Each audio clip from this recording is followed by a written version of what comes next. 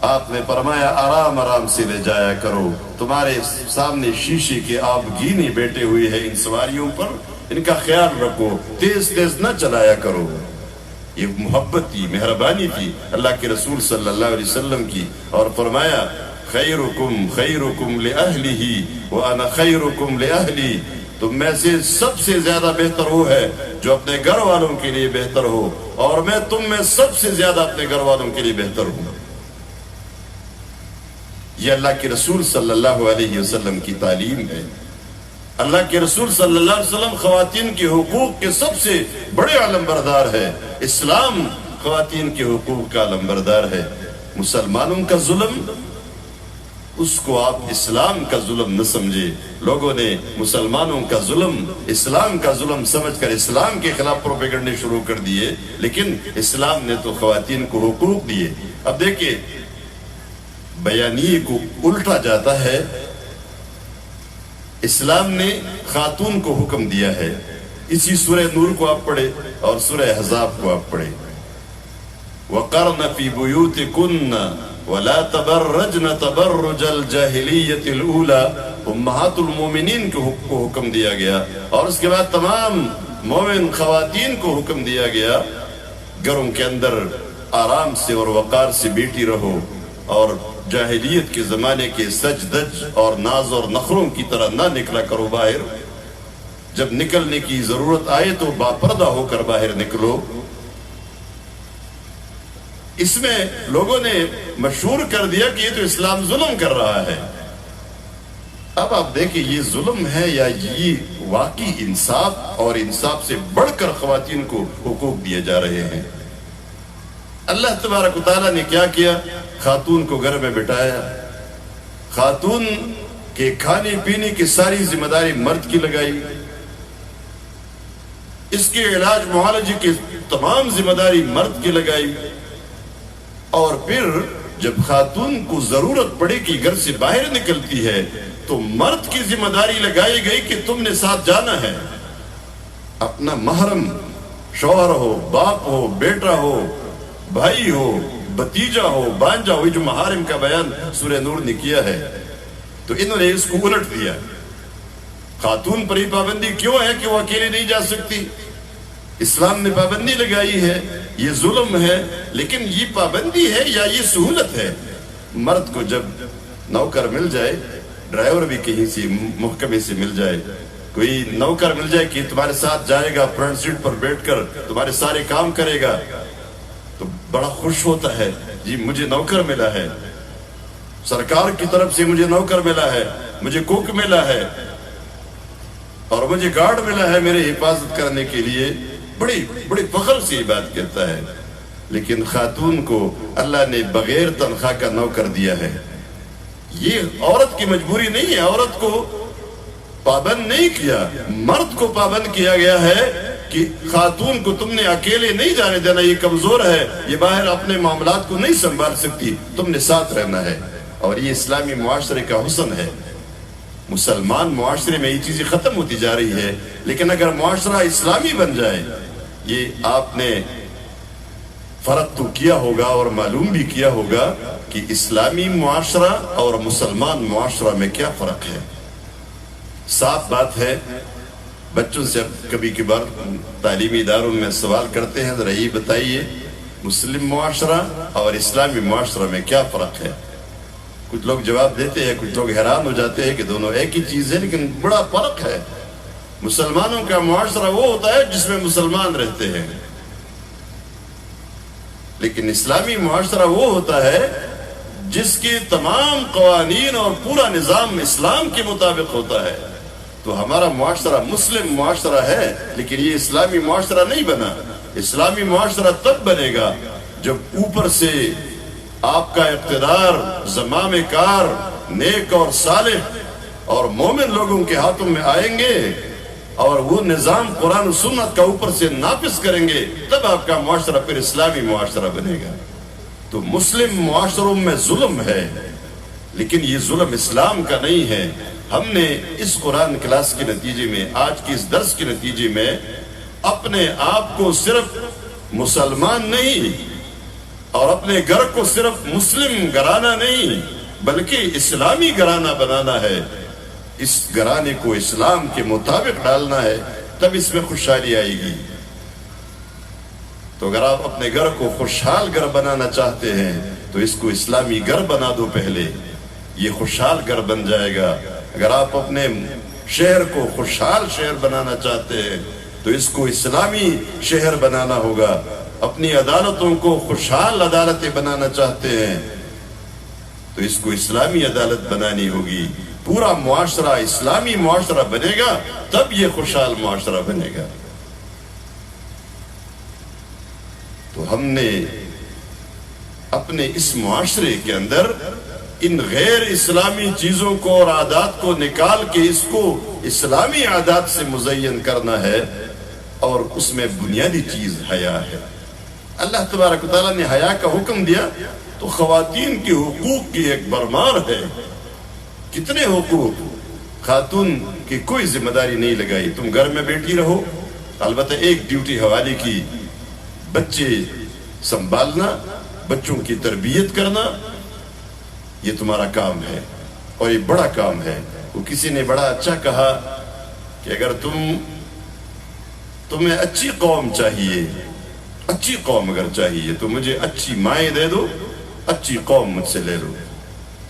اس لیے ماؤں کی تربیت مردوں سے زیادہ ضروری ہے۔ عورتوں کی دینی علم اور قرآن و سنت کی تعلیم سے ان کو آراستہ کرانا یہ مردوں کی نسبت زیادہ ضروری ہے، اس لیے کہ عورت اپنے پورے گھر کو سنبھالتی ہے۔ عورت اگر تعلیم یافتہ ہے، قرآنی تعلیم، قرآن کا علم اس کے پاس ہے، دین کا علم اس کے پاس ہے، وہ اپنے گھر کو صرف مسلم گھرانہ نہیں، وہ اسلامی گھرانہ بنا دیتی ہے۔ تو اللہ نے عورت کو گھر میں بٹھایا اور اس کے کام کاج ساری ذمہ داری مرد کے لگائی، تو لوگوں نے شوشہ چھوڑ دیا کہ عورت پر تو یہ ظلم ہے گھر میں بیٹھنا۔ تو انصاف کیا ہے؟ انصاف یہ ہے کہ باہر بازار میں نکلو، نوکری بھی کرو، ملازمت بھی کرو، آپ نے ایئر ہوسٹس بھی، فضائی میزبان بھی بننا ہے، کہتے ہیں یہ آپ کا حق ہے۔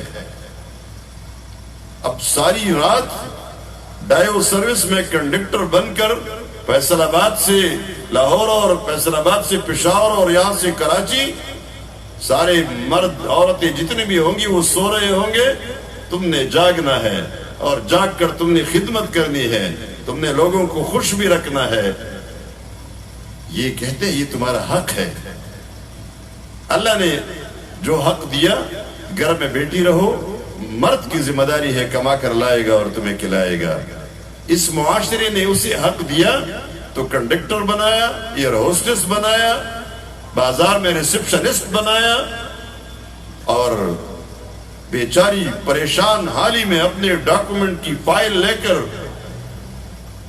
ماری ماری پھر رہی ہوتی ہے، نوکری ڈھونڈ رہی ہوتی ہے۔ آپ یقین کریں اس معاشرے نے خواتین کے ساتھ جو ظلم کیا ہے، باہر ممالک میں، مجھے ایک دفعہ ترکی جانا ہوا تو استنبول کے ایک بڑے ہوٹل میں ہمارے میزبانوں نے ہمارے کھانے کا انتظام کیا تھا۔ رات کا وقت ہے، تقریباً رات کے 12 بجے یا 11 ساڑھے 11 بجے اس طرح کا، انہیں رات گئے، ہم ہوٹل میں گئے تھے کھانے کے لیے۔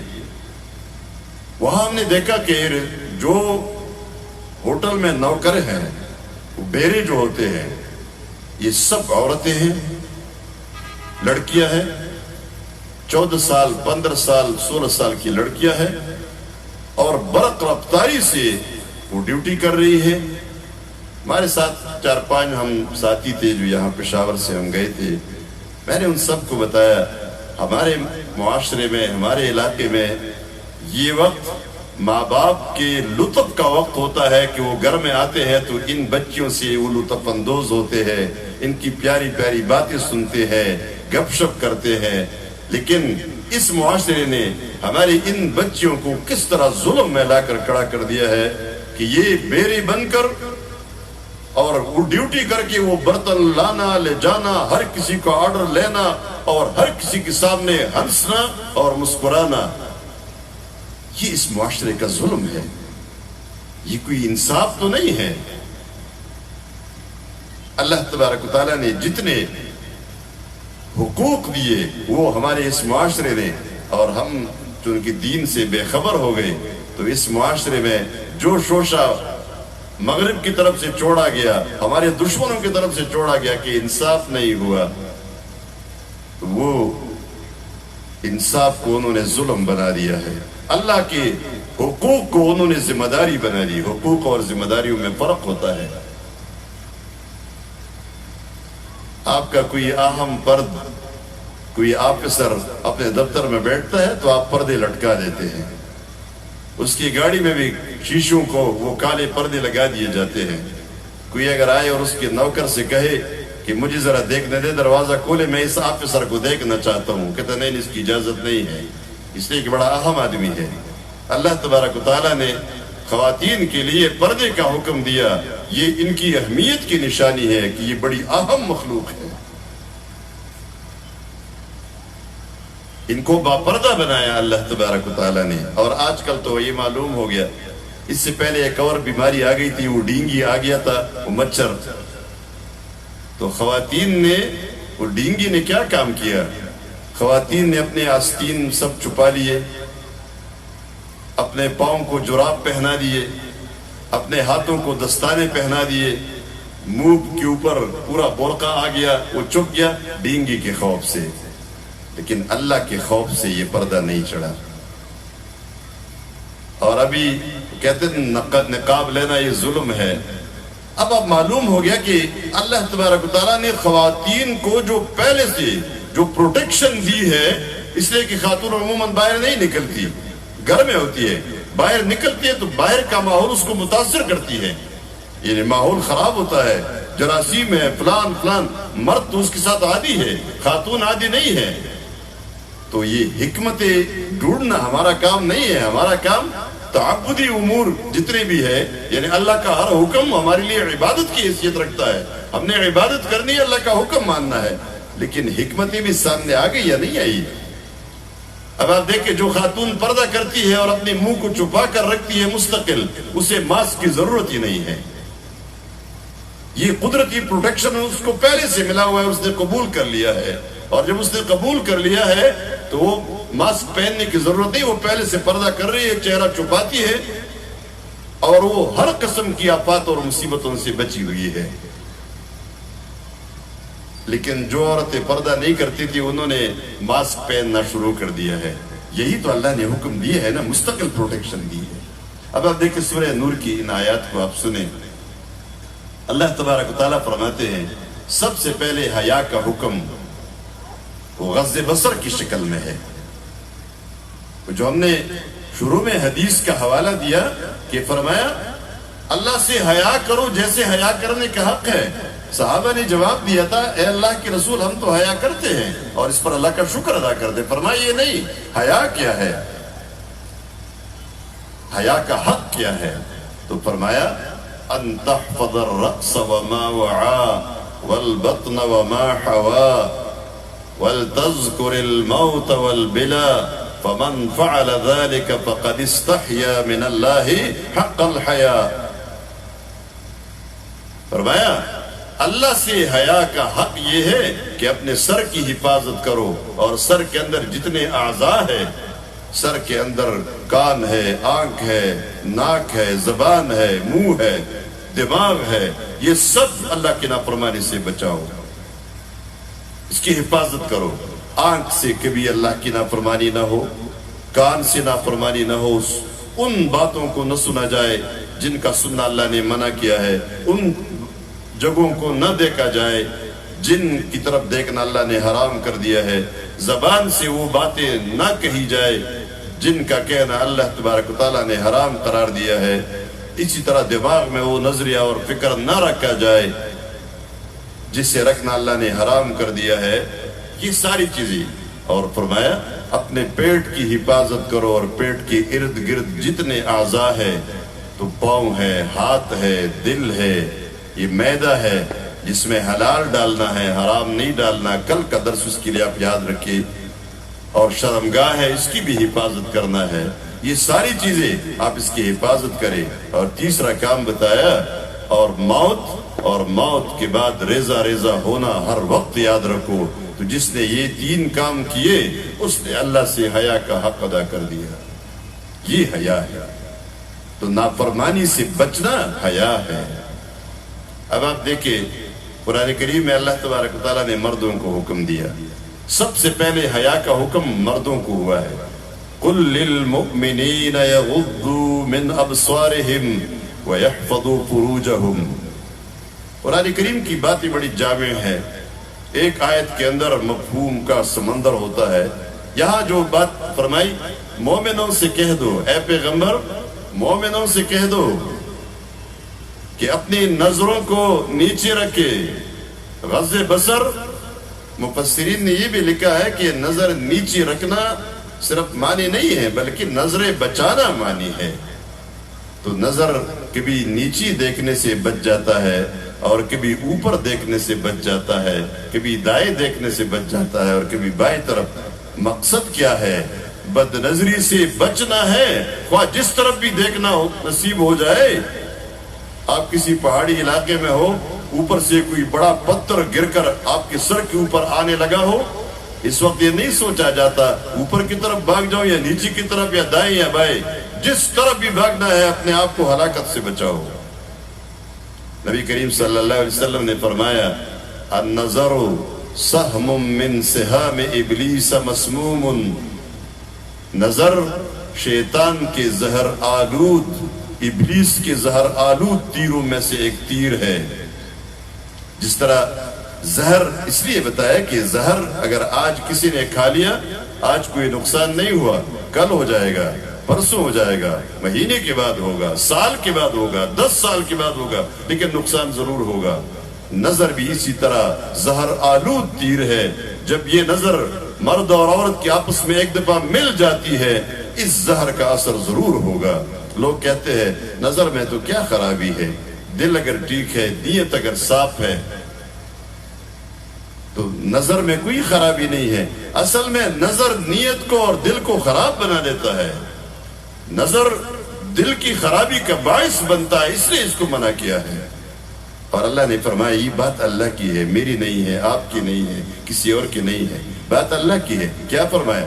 قُلْ لِلْمُؤْمِنِينَ يَغُضُّوا مِنْ أَبْصَارِهِمْ وَيَحْفَظُوا فُرُوجَهُمْ. یہاں 2 انتہاؤں کا ذکر ہے، 2 کناروں کا ذکر ہے. ایک ابتدائی کنارہ نظر اور دوسرا آخری کنارہ وہ شرمگاہ کی حفاظت.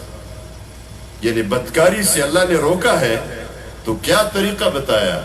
نظر کی حفاظت کرو، شرمگاہ خود بخود بچ جائے گی. فرمائے نظروں کو نیچے رکھو، نظروں کو بچاؤ اور شرمگاہوں کی حفاظت کرو. مطلب کیا ہے؟ جس نے نظر کو بچایا وہ بدکاری سے بچ جائے گا، جس نے نظر کو نہیں بچایا وہ بدکاری سے نہیں بچ سکتا. نبی کریم صلی اللہ علیہ وسلم نے اس کی تشریح اس طرح فرمائی. ہاتھ زنا کرتے ہیں، آنکھیں زنا کرتی ہے، زبان زنا کرتا ہے، پاؤں زنا کرتے ہیں، ہاتھ زنا کرتے ہیں.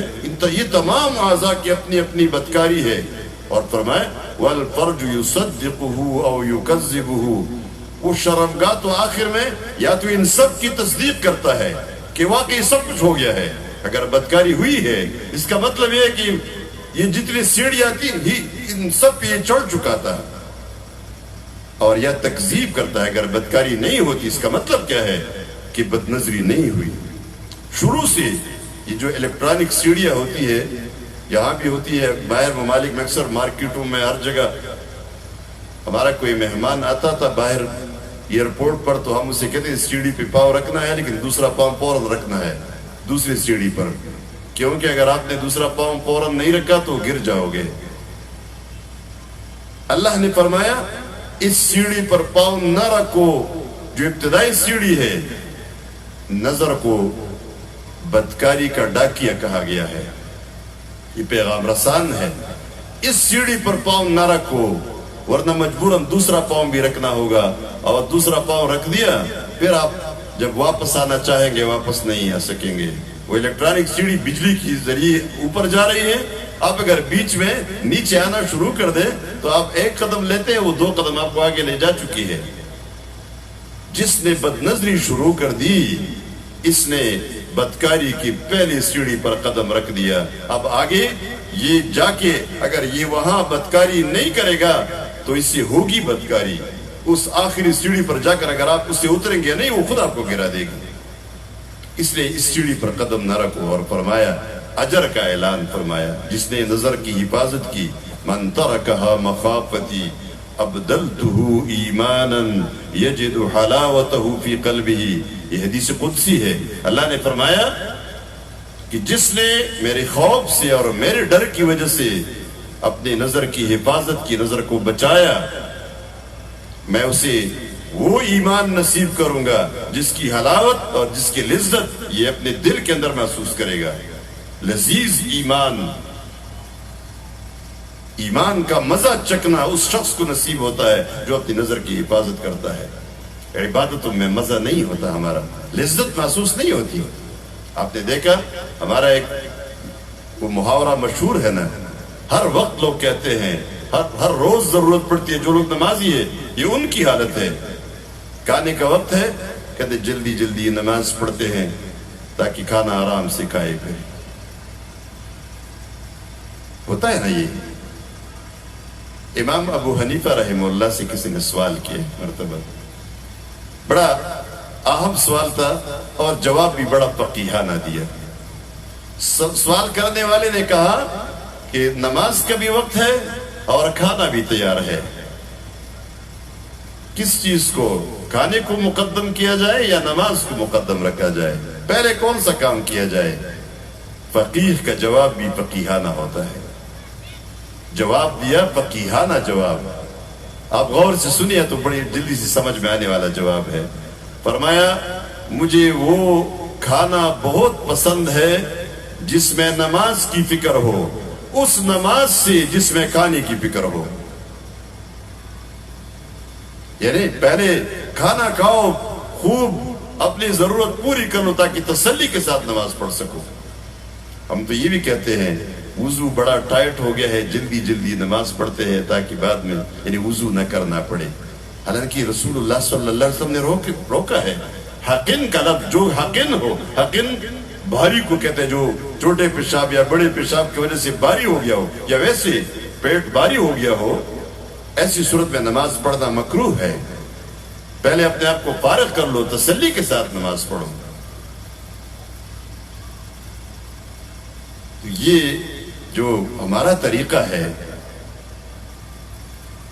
ہم یہاں اس آیت کی روشنی میں کہ ہم بدکاری سے اپنے آپ کو اگر بچاتے ہیں تو ہم نے نظر کی حفاظت کرنی ہوگی۔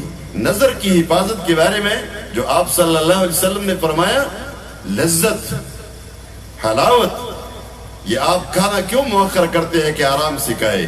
اس لیے کہ کھانے کی لذت آپ کو محسوس ہو رہی ہے اور نماز میں لذت محسوس نہیں ہو رہی، اس لیے جلدی جلدی پڑھنا چاہتے ہیں۔ آپ کو ضرورت کے مطابق کھانے میں کتنا وقت لگتا ہے؟ 5 منٹ نہیں لگتے۔ وہ جو ایک روٹی آپ کھاتے ہیں اور اس کے ساتھ کچھ سالن، یہ 5 منٹ بلکہ 2-3 منٹ میں یہ معاملہ ختم ہو سکتا ہے۔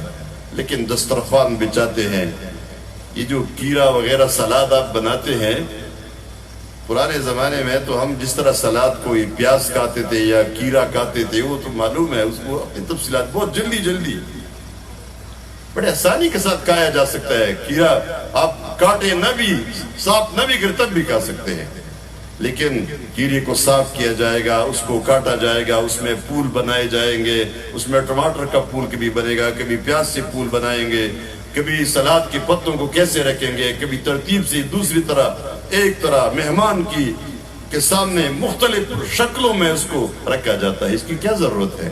اور کچھ نہیں ہے، کھانے کی لذت ہمیں محسوس ہوتی ہے، مزہ لینا چاہیے۔ ہمارے ہاں لوگ کہتے ہیں وہ چائے پینا جس طرح بھی ہو لیکن اس میں اتنا مزہ نہیں ہے جتنے چائے کی پیالی کی آواز میں مزہ ہے۔ اب اس میں یہ لذت، لیکن اگر نہیں ہے ہمیں حاصل تو نماز کی لذت حاصل نہیں ہے، ایمان کی لذت نہیں، اس لیے ہم جلدی جلدی پڑھنا چاہتے ہیں۔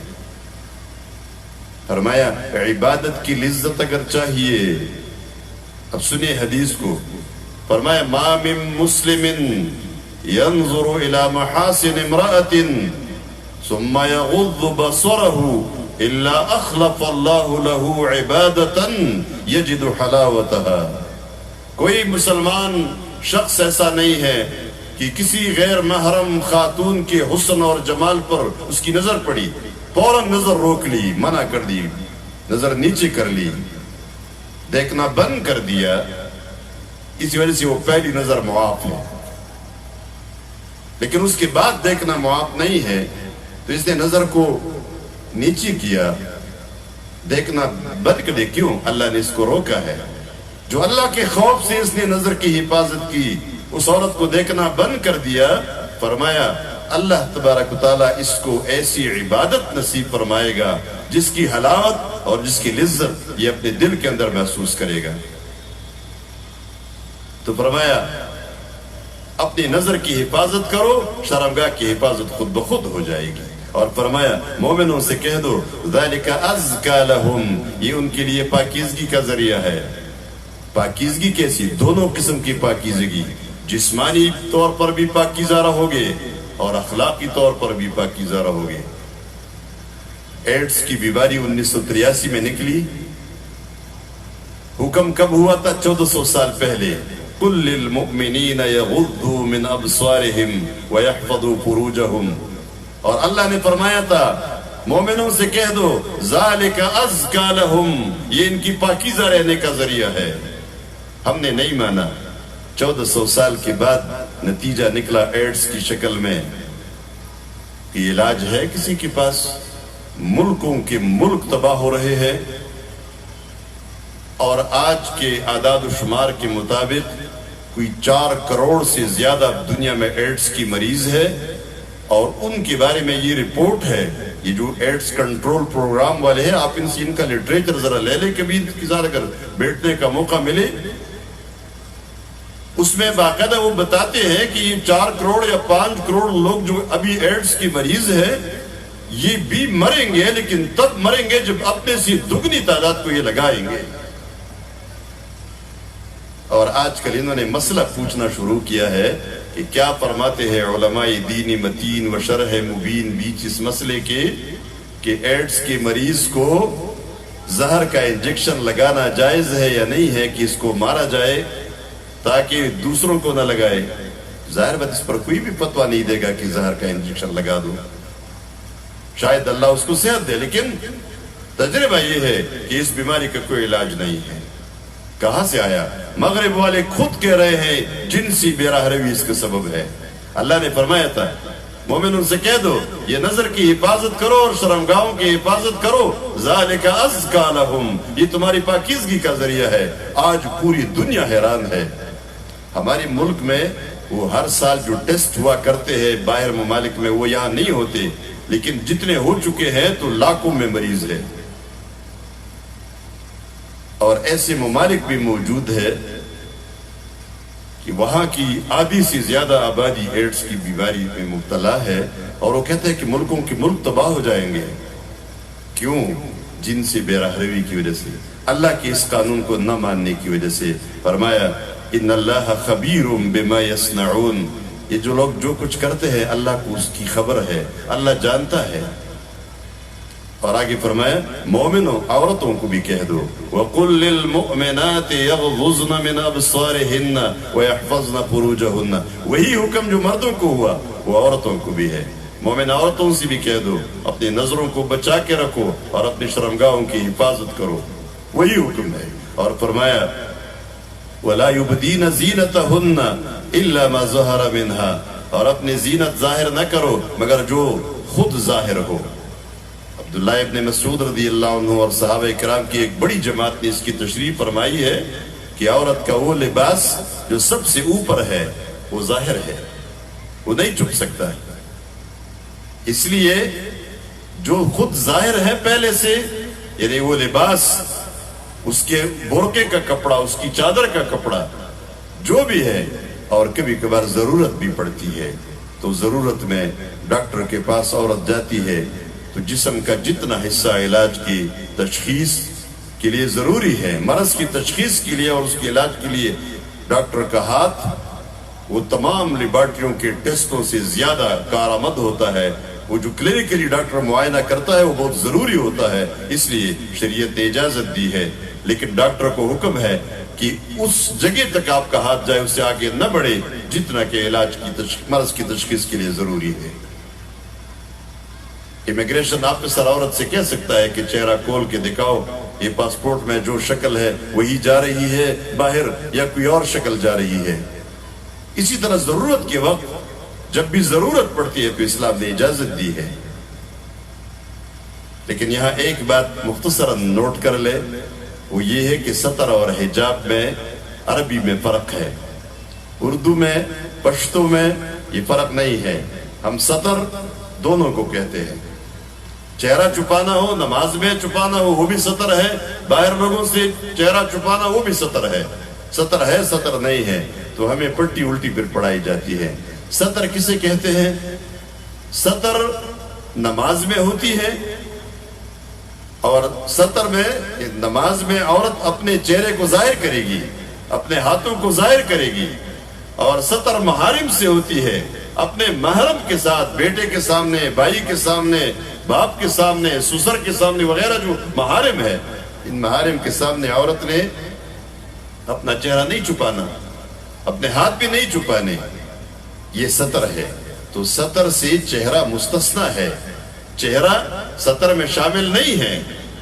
اور دوسرا حجاب ہے، حجاب اجنبی لوگوں سے ہے، جب عورت باہر نکلتی ہے تو پھر حجاب کا حکم ہے۔ حجاب سطر سے بڑھ کر کوئی چیز ہے، لازمی بات ہے۔ جو لوگ کہتے ہیں آپ کو معلوم ہے چہرہ سطر سے مستثنی ہے، ہاں جی سطر سے مستثنی ہے، تو پھر عورت جب باہر نکلے تو چہرہ نہ چھپائے۔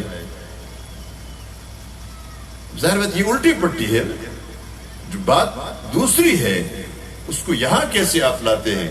اب ان سے اگر پوچھا جائے کہ اگر عورت باہر نکلتی ہے تو چہرہ نہیں چھپائے گی، یہ بڑا ایک مسئلہ ہے لوگوں کے درمیان، آپ ذرا غور کریں اس پر۔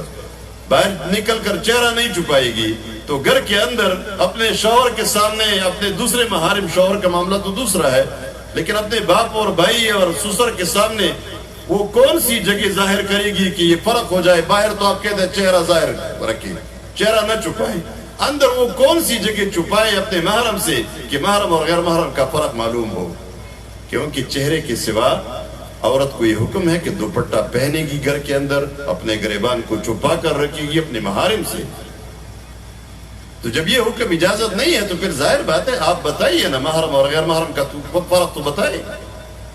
اب آپ دیکھیے آگے سنیں، وَلْيَضْرِبْنَ بِخُمُرِهِنَّ عَلَى جُيُوبِهِنَّ، اور اپنے دوپٹے کے کپڑے کو، اپنے چادر کے کپڑے کو اپنے گریبان کے اوپر ڈال دے، وَلَا يُبْدِينَ زِينَتَهُنَّ إِلَّا لِبُعُولَتِهِنَّ، اور اپنی زینت کو ظاہر نہ کرے مگر دیکھیں اپنے شوہروں کے سامنے، اپنے باپ کے سامنے، سسر کے سامنے، بیٹوں کے سامنے، اپنے بھائیوں کے سامنے، بانجوں کے سامنے اور بتیجوں کے سامنے زینت ظاہر نہ کرے مگر ان لوگوں کے سامنے، ان کے علاوہ زینت ظاہر نہ کرے کسی اور کے سامنے۔ زینت کسی کہتے ہیں؟ لوگ کہتے ہیں نا چہرے کا کوئی پردہ نہیں ہے، چہرہ زینت میں شامل نہیں ہے۔ تو زینت ذرا بتائیں کیا چیز ہے؟ آپ بتائیں، قرآن نے کہا زینت کو چھپا کر رکھے، تو کسی عورت کی یا مرد کی خوبصورتی یا بدصورتی جب آپ معلوم کرنا چاہتے ہیں کہاں سے معلوم کرتے ہیں؟ آپ اپنے بیٹے کے لیے کسی جگہ رشتہ پسند کرتے ہیں تو خواتین جاتی ہے اس لڑکی کو دیکھنے کے لیے، اور یہ مرد یہ کام کر نہیں سکتے۔ کبھی مرد کہے نا میں دیکھنا چاہتا ہوں، نہیں آپ یہ کام کر نہیں سکتے۔ عورتیں جب جاتی ہے، اللہ نے ان کو اتنی صلاحیت دی ہے اور اتنا تجربہ دیا ہے کہ 5 منٹ کسی کے گھر میں رہتی ہے، صرف اس لڑکی کے بارے میں نہیں پورے گھر کا ماحول تفصیل کے ساتھ آپ کے سامنے بیان کرے گی اور اس کو آپ جھٹلا نہیں سکتے۔ پھر وہی بات ان کی ٹھیک ہوتی ہے، یہ ان کا تجربہ ہے۔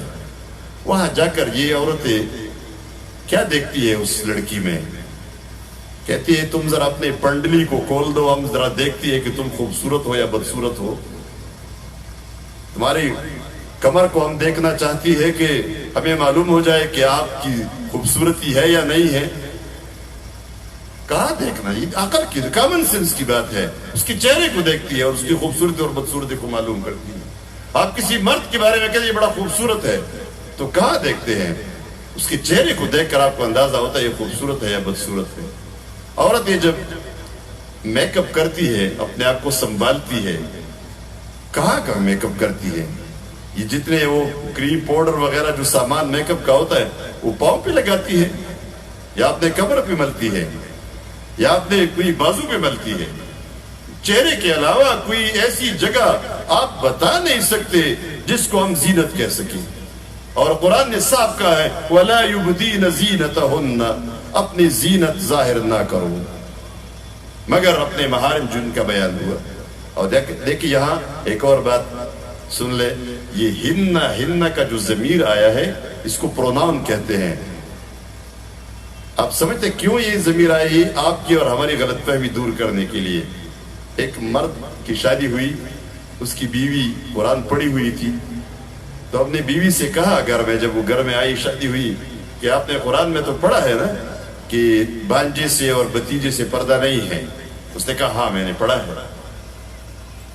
तो उसने कहा ये मेरा भांजा है, ये मेरा भतीजा है, ये घर में आते रहेंगे, इससे आप पर्दा ना करें। वो औरत हैरान हो गई कि मैंने तो जो सीखा है वो तो ये नहीं है, लेकिन मर्द ये पढ़ा रहा है कि भांजे से पर्दा नहीं है, भतीजे से भी पर्दा नहीं है। तो इस तरह अगर होता तो आप में यहाँ जितने लोग बैठे हैं, कोई ऐसा है जो किसी का भांजा या भतीजा ना हो? सब भतीजी भी है, भांजी भी है, अपने चचा के और अपने मामू के। तो फिर सबसे पर्दा नहीं है। ये हिन्ना हिन्ना इसलिए आया है कि ये औरत के अपने भांजे और औरत के अपने भतीजे। हमारे यहाँ बास जगहों पे ऐसे होता है कि औरत का भांजा और औरत का भतीजा आना बंद होता है घर में, ये नहीं आएगा मेरे घर में, लेकिन मेरा भांजा और भतीजा आएगा और औरत ने उससे पर्दा नहीं करना। ये कंट्राडिक्शन है, ये तजादात है जो हमारे मुआशरे के हैं। इनको भी इन महारिम का बयान करके फिर अल्लाह ने फरमाया औ निसाइहिन्ना, या मेल जुल की खवातीन, यानी बेहया खवातीन से खातून ने मर्द की तरह पर्दा करना है, इसलिए कि बेहया औरतें जब आपके घर में आएंगी तो वो आपको मर्द से ज्यादा नुकसान दे सकती है। औ मा मलकत ऐमानुहुन्ना, या वो खवातीन, वो औरतें जो मिल्की यमीन में जो लोंडिया होती है, उनके सामने अगर जीनत जाहिर हो तो उनसे कोई खतरा नहीं है। अब इत्ताबिईन गैर उलिल इरबति मिनर रिजाल, या वो ज़ेरे 10 लोग जो औरतों के इन छुपे मामलात से बेखबर होते, पता ही नहीं होता, वो मजजूब किस्म के जो लोग होते हैं, इसमें घरों के नौकर, घरों के खानसामा और घरों के ड्राइवर शामिल नहीं है। उनसे पर्दा करना है खातून ने, और इसी से फसादात का एक बड़ा दरवाजा खुलता है, इसमें एहतियात करें। तो वो महरम नहीं बने। ये वो लोग हैं जिनको समझ ही नहीं है कि ये मामलात क्या होते हैं।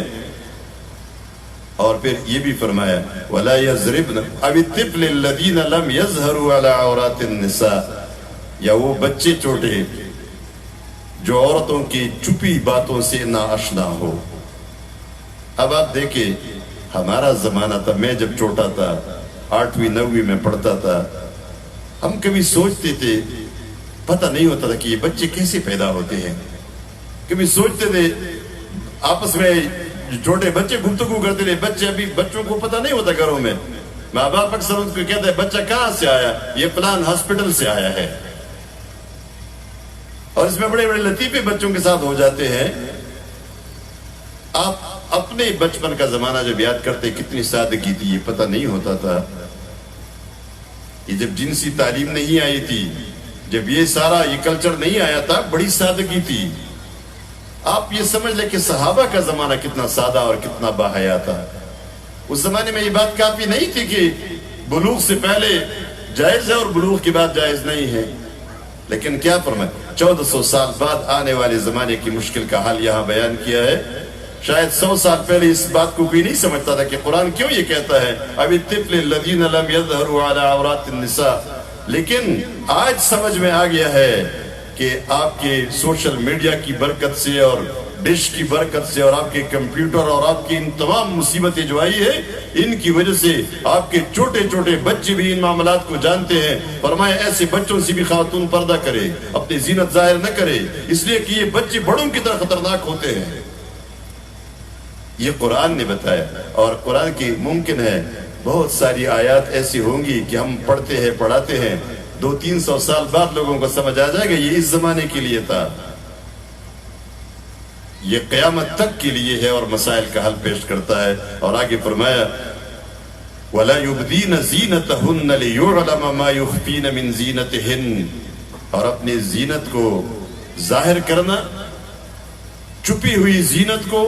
پرانے زمانے میں وہ زیورات عورت پاؤں میں پہنتی تھی، پھر اپنے پاؤں کو ایسے طریقے سے زمین پر مارتی تھی کہ وہ آواز آئے، کبھی چوڑیوں کی آواز وہ نکالتی ہے، کبھی خوشبو لگاتی ہے۔ نبی کریم صلی اللہ علیہ وسلم نے فرمایا اذا استعطرت المرأة فمرت بالقوم ليجدوا ريحها فهي كذا وكذا، جب کوئی عورت خوشبو لگاتی ہے پھر باہر نکلتی ہے تاکہ دوسرے مرد، عام مرد اس کی خوشبو محسوس کرے، اس کے حسن کی داد دے، یہ عورت ایسی اور ایسی ہے۔ وہ راوی کہتے ہیں قال قولا شدیدا، اللہ کے رسول نے بڑی سخت بات کہی، بڑی سخت بات کہی۔ اس لیے فرمایا کہ جب خاتون بے پردہ ہو کر باہر نکلتی ہے استشرفها الشیطان، تو شیطان اس کا میزبان بن جاتا ہے، وہ اس کو پھر چلاتا ہے۔ اس لیے اس سے بچنے کی کوشش کرے۔ ان محارم کے بارے میں اپنے گھروں کے اندر چچا زاد بھائی اور ماموزاد اور پتنے کتنے رشتہ دار ہیں، یہ گھروں میں آتے ہیں۔ یہ آج کا سبق آپ نے پڑھ لیا ہے، اس کا ترجمہ بھی لکھا ہوا ہے، کون کون محرم ہے اور کون محرم نہیں ہے۔ اپنے گھروں کے نظام، خصوصاً جہاں جائنٹ فیملی سسٹم ہے وہاں پر، اور اکثر جگہوں پہ جائنٹ فیملی سسٹم نہیں ہے لیکن یہ رشتہ دار آزادی کے ساتھ آتے جاتے ہیں، قرآن نے منع کیا ہے۔ اس لیے آرام سے، آہستگی کے ساتھ، طریقے سے اور حکمت سے اس قرآنی اصول کو، آج کے سبق کو آپ صحیح طریقے سے پڑھنا شروع کر دیں، اس پر عمل کرنا شروع کر دیں۔ میں اکثر سناتا ہوں، ہمارے یہاں ملاکنڈ ایجنسی میں جو ضلع ملاکنڈ ہے، بٹخیلہ کے مقام پر ایک پارک میں درس تھا، یہ آیات پڑھی گئی، ان آیات کا درس تھا۔ اتوار کا دن تھا تو ایک دعوت نامہ، جیسے کل آپ دعوت نامہ لے گئے تھے تو خواتین کو ایک دعوت نامہ دیا گیا تھا۔ ان خواتین کو دعوت نامے پہنچا دیے تو ایک آفیسر تھا، سرکاری آفیسر، جو کہیں اور سے بٹخیلہ میں آ کر وہاں ڈیوٹی پر تھا، اس کی بیوی کو بھی دعوت نامہ پہنچایا گیا۔ بیوی نے اگلے دن، اتوار کے دن، اپنے شوہر سے کہا کہ تم بھی آ جاؤ میرے ساتھ اور میں بھی چلتی ہوں، یہ عورتیں آئی ہے خواتین تو پھر ناراض ہو جائیں گی، تو مروت میں جاتے ہیں۔ اس نے کہا ٹھیک ہے چلتے ہیں۔ شوہر بھی آیا، بیوی بھی آئی، پردہ نہیں کیا تھا، بالکل سر پہ بھی دوپٹہ نہیں ڈالتی تھی۔ لیکن ہم بار بار کہتے ہیں اپنے خواتین بہنوں سے جو یہ کام کرتی ہیں، اکثر ہماری خواتین کہتی ہیں خواتین بھائی باپردہ ہو کر آئے، اور جو پردہ نہیں کرتی اس کو نہیں آنا چاہیے۔ میں کہتا ہوں جو پردہ کرتی ہے اس کو شاید زیادہ آنے کی ضرورت بھی نہیں ہے، پہلے سے پردہ کر رہی ہے، پہلے سے دین اسلام کے احکام پر عمل پیرا ہے۔ جو پردہ نہیں کرتی اسی کو یہاں لے آؤ تاکہ وہ اللہ کا کلام سنے اور پردہ شروع کرے۔ وہ تمہارے حکم سے نہیں شروع کرے گی، وہ اللہ کے حکم سے شروع کرے گی۔ جب اللہ کا کلام سنے گی تو یہ خاتون آئی، اسی طرح خواتین نے کہا آپ آ جائیں، پردہ کرتی ہے نہیں کرتی ہے، خواتین کا الگ پنڈال ہے، اس میں بیٹھ جائے۔ وہ آ گئی۔ یہ درس سنا جو آج کا ہمارا درس ہوا۔ خواتین باہر نکل رہی تھی، دعا ہو گئی تھی، درس ختم ہو چکا تھا، یہ عورت باہر نہیں آ رہی تھی۔ شوہر نے اپنے بچے کو بھیجا کہ ماں سے کہو نا جلدی آ جاؤ، چلتے ہیں، درس تو ختم ہو گیا ہے۔ اس نے اندر سے پیغام بھیجا کہ نہیں میں نہیں نکلوں گی۔ اس نے کہا کیوں؟ اس نے کہا اپنے باپ سے کہہ دو کہ جا کر میرے لیے کوئی برقع، کوئی چادر جو پردہ جس سے ہو سکتا ہو وہ لے آؤ، تب میں یہاں سے نکلوں گی۔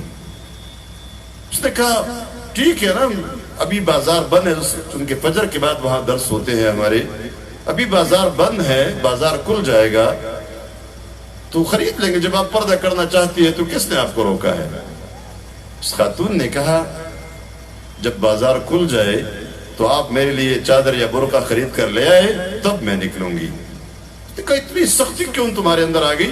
اس نے کہا دراصل بات یہ ہے کہ آج تک مجھے یہ پتہ نہیں تھا کہ پردے اور حجاب کا حکم اللہ کا حکم ہے۔ میرا خیال تھا یہ مولیوں نے پتہ نہیں اپنی طرف سے کچھ بنا دیا ہے اور یہ عورتوں کے بڑے دشمن ہیں اور یہ چاہتے ہیں کہ عورتوں کی آزادی چھین لی جائے۔ مجھے یہ کب پتہ تھا کہ یہ اللہ کا حکم ہے؟ میں اتنے گناہگار، میں اتنی بڑی مجرم بن سکوں، یہ مجھے برداشت نہیں ہے۔ اللہ کا حکم ہو میں اس کی نافرمانی کروں۔ اس لیے اس آج کے درس کو اور اس درس کی تشریح میں جو لوگ پڑھنا چاہتے ہیں ان آیات کی تشریح کو بھی پڑھے اور غور سے پڑھے، اپنے گھروں کا نظام ان آیات کی روشنی میں ترتیب دے۔ قرآن کریم نے ایک موقع دیا ہے آخر میں، وَتُوبُوا إِلَى اللَّهِ جَمِيعًا أَيُّهَا الْمُؤْمِنُونَ لَعَلَّكُمْ تُفْلِحُونَ۔ غلطیاں سب سے ہو چکی ہے، ان غلطیوں کی آج اصلاح کرو، توبہ کرو۔ اے مومنوں سب مل کر اللہ کے حضور توبہ کرو تاکہ تم کامیاب ہو جاؤ۔ اللہ ہم سب کو یہ کامیابی نصیب فرمائے۔ آج موضوع کی بہت زیادہ اہمیت کی وجہ سے کچھ چند منٹ وہ موضوع لمبا ہو گیا ہے، بہرحال بہت ضروری تھا قرآن کے لیے کچھ تھوڑا سا وقت اگر زیادہ دیا جائے، اگرچہ ایک کمٹمنٹ ہوتی ہے ہماری کہ وقت زیادہ نہیں لیا جائے گا، لیکن موضوع کی اہمیت کی وجہ سے کئی موضوعات کو ہم نے اس میں ایک کر دیا ہے، اس وجہ سے کچھ باتیں زیادہ ہو گئی ہیں۔ یہ ایک سوال آیا ہے،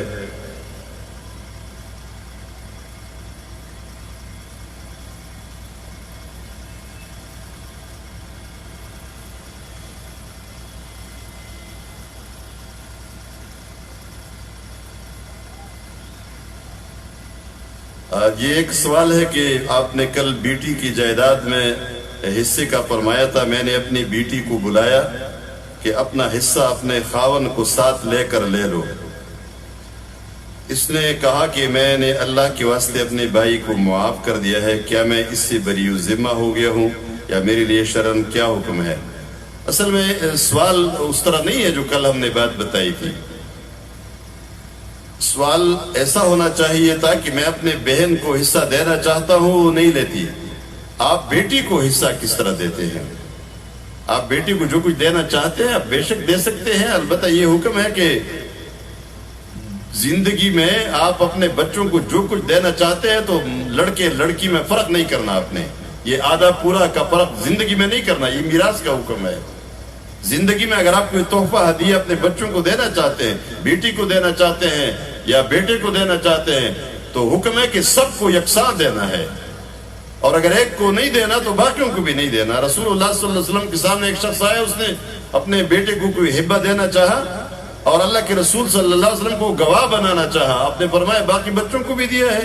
اس نے کہا نہیں، باقی کو نہیں دیا، ایک کو دے رہا ہوں۔ فرمایا یا سب کو دے دو یا اس سے بھی واپس لے لو، اور فرمایا میں ظلم کا گواہ نہیں بننا چاہتا۔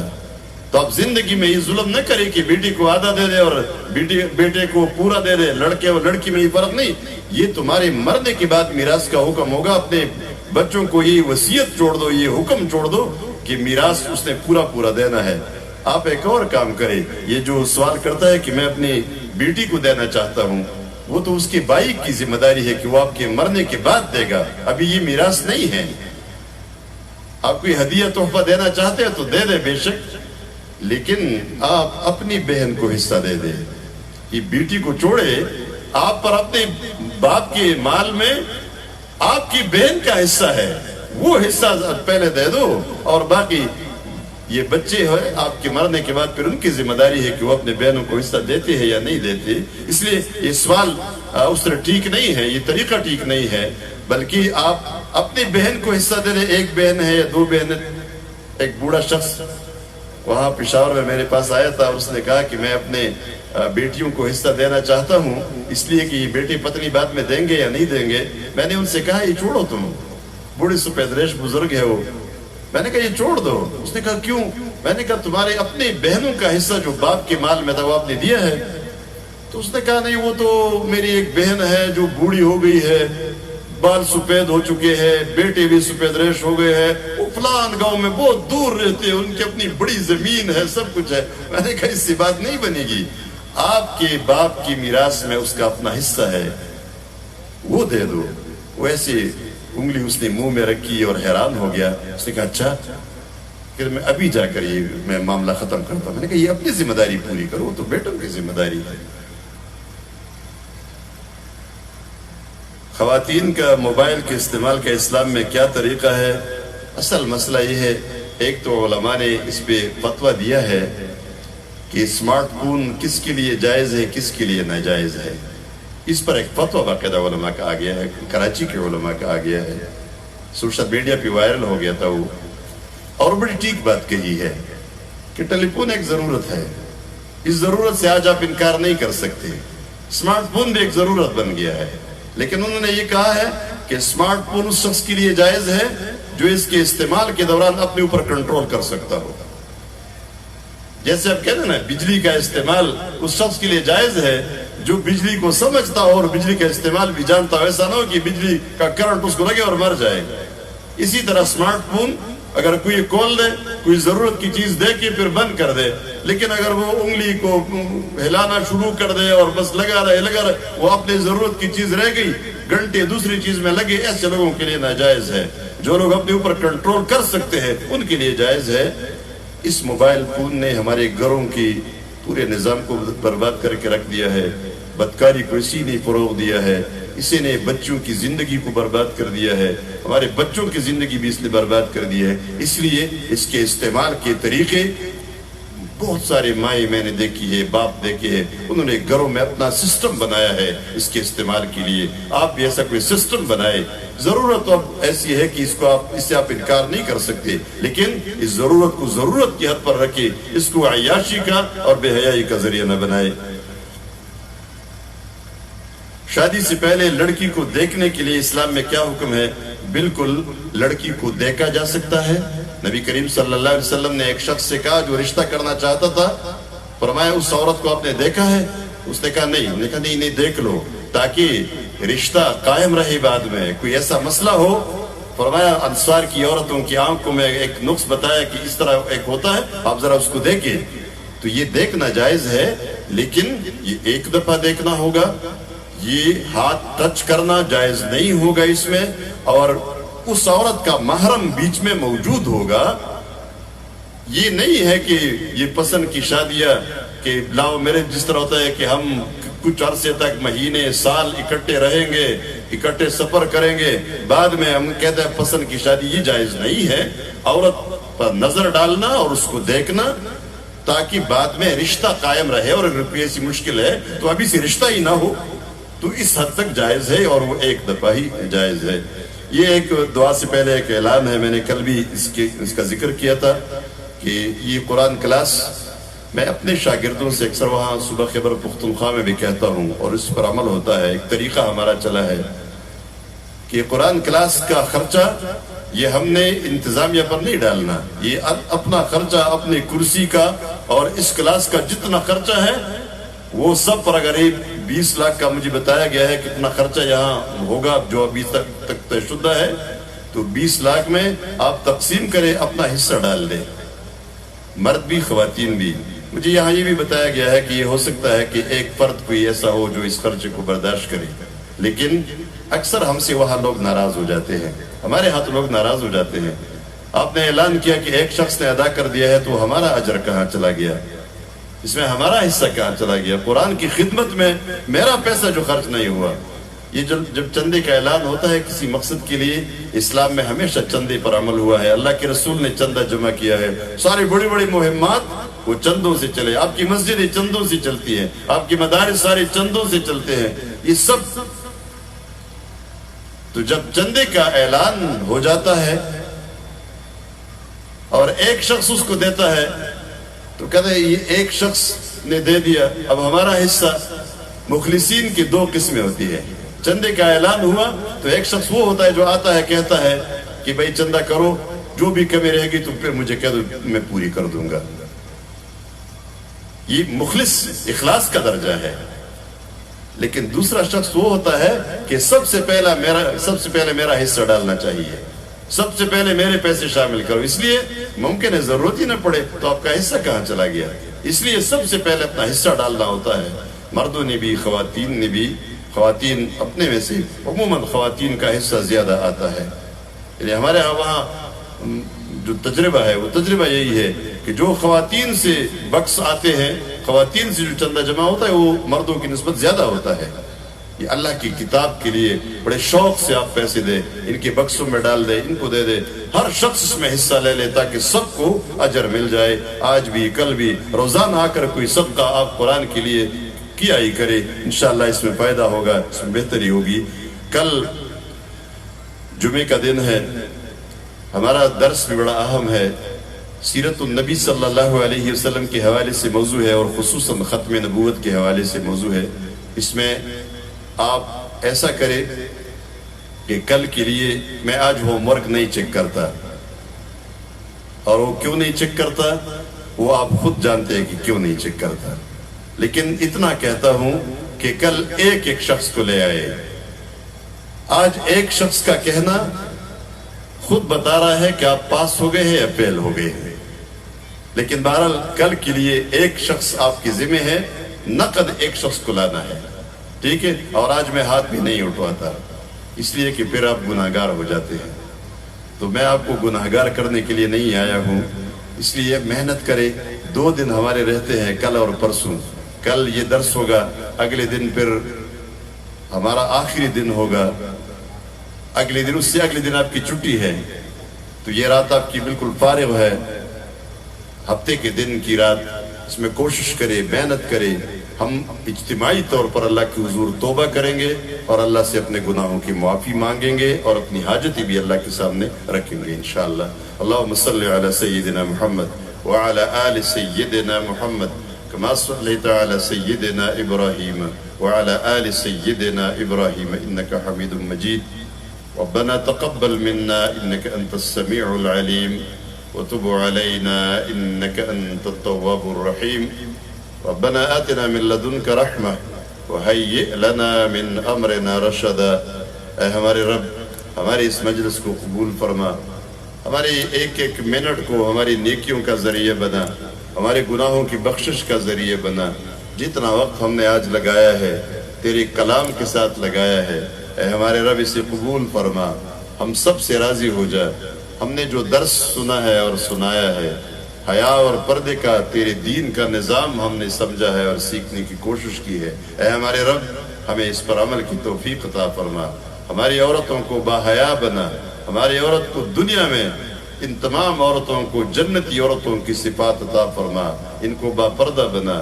ان تمام خواتین کو جو آج ہمارے ساتھ اس درس میں موجود ہے، قرآن کے لیے تابعدار بن کر یہاں تشریف لائی ہیں، بیٹھی ہوئی ہے، اے اللہ انہوں نے تیرے کلام کو سنا ہے، اس کلام کی نور کو اور اس کی روشنی کو ان کے دلوں میں اتار دے، اور ان کے دلوں کو اس سے منور فرما دے، ان کو باحیا اور با پردہ بنا دے، ان کو اپنے محبوب خواتین بنا دے، ان کو نیکی پھیلانے کا ذریعہ بنا دے، ان کے گھروں کو بھی اپنے دین سے اور اپنے قرآن سے آباد فرما دے، اور ان کے دلوں کو بھی قرآن سے معمور فرما دے، اور ہمارے مردوں کو بھی ہدایت نصیب فرما دے، ہم سب کی بیماروں کو شفائے کاملہ اور عاجلہ عطا فرما دے، اور ہمارے مردوں کی مغفرت فرما۔ اور اے ہمارے رب ہماری ان اولادوں کو، ہمارے بچوں کو، بچیوں کو نیک اور صالح بنا، ماں باپ کے لیے آنکھوں کی ٹھنڈک بنا، آخرت کے لیے صدقہ جاریہ بنا، جن کے بچے نہیں ہیں انہیں نیک اور صالح بچے عطا فرما دے۔ ہمارے جتنے مسافر ہیں باہر دنیا میں ہیں، ہمارے ساتھ اس درس میں شریک ہے، اس درس کی جتنی برکتیں ہیں یہ ہمارے ان شرکاء کو بھی عطا فرما دے۔ اے ہمارے رب ان کی حاجتوں کو پورا فرما دے اور مشکلات کو دور فرما دے۔ وصلی اللہ تعالی علی خیر خلقہ محمد وآلہ وصحبہ اجمعین۔ جزاکم اللہ خیر۔